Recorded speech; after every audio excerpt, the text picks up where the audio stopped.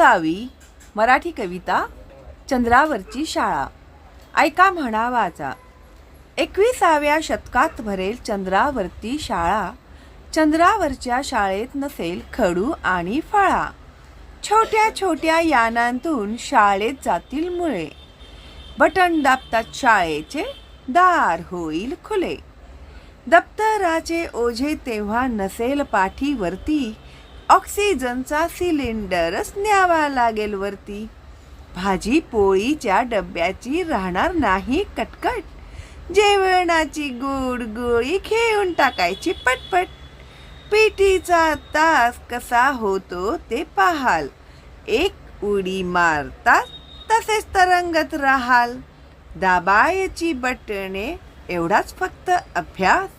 चंद्रावरती पोहोचलात की झालातच पास. अशी असेल भास